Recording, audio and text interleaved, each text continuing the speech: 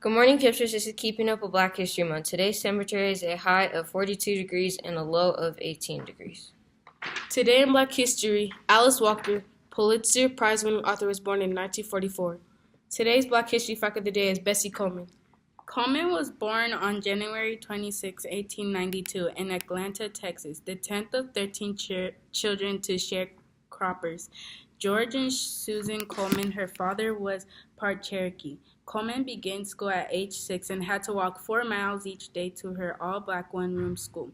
Despite sometimes lacking such materials as chalk and pencils, Coleman was an excellent student. She loved to read and established herself as an outstanding math student. Coleman completed all 8 grades of her one-room school. Each year, Coleman's routine of school, chores, and church was interrupted by the cotton harvest. In 1901, Coleman's life took a dramatic turn. George Coleman left his family. He had become fed up with the racial barriers that existed in Texas. He returned to Oklahoma, or Indian Territory, as it was then called, to find better opportunities.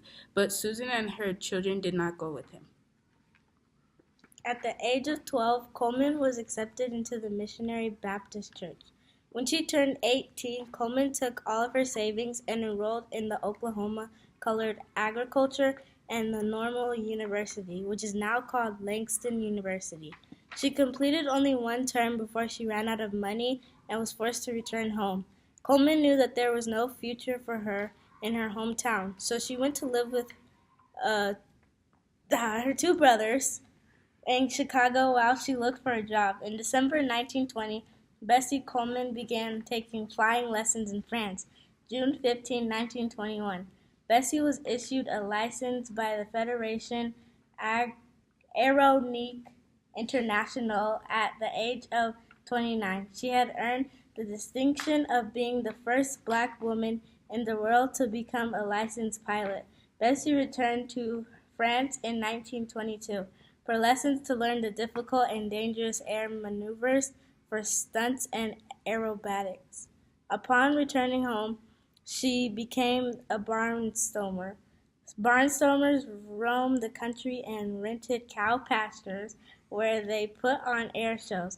Her daredevil stunts and hair-raising maneuvers earned her the name Brave Bessie. On April 30th, 1921, she died during a test flight before a show sponsored by the Negro Welfare League in Jacksonville, Florida. The airplane did not pull off of a nosedive, somersaulting instead, throwing Bessie to her death. Over the years, recognition of Bessie Coleman's accomplishments has grown.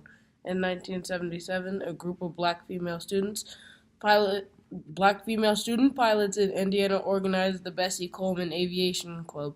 In 1990, a street in Chicago was renamed the Bessie Coleman Drive, and May 2, 1922 was declared Bessie Coleman Day in Chicago. In 1995, the United Postal Service issued a 32-cent commemorative stamp in her honor.